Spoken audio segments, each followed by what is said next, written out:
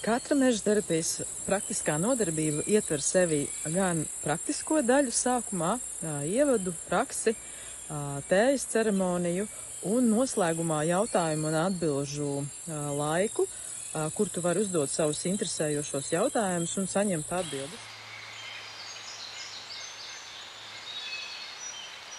Kā atzinuši iepriekšējo praktisko kursu dalībnieki, tas iegūms no šīm meža terapijas praktiskajām nodarbībām ir galvenokārt jau pašam priekš sevis.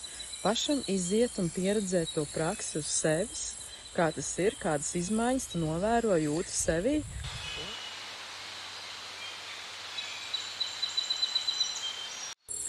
Nē, pēc šī meža terapijas praktiskā kursa tu nekļūsi par pavadoni, bet tu pats uz savas ādas izbaudīsi, kas ir tā meža terapijas prakse, pieredzēsi pavadoni darbībā, pieredzēsi sevi no klienta puses, sajutīsi, sapratīsi ieguvumus un to iedarbību, kāda notiek no meža terapijas.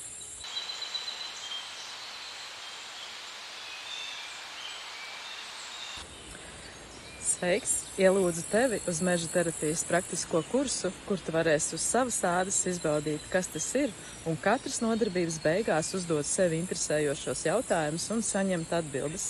Piesakies un tiekamies jau septembrī!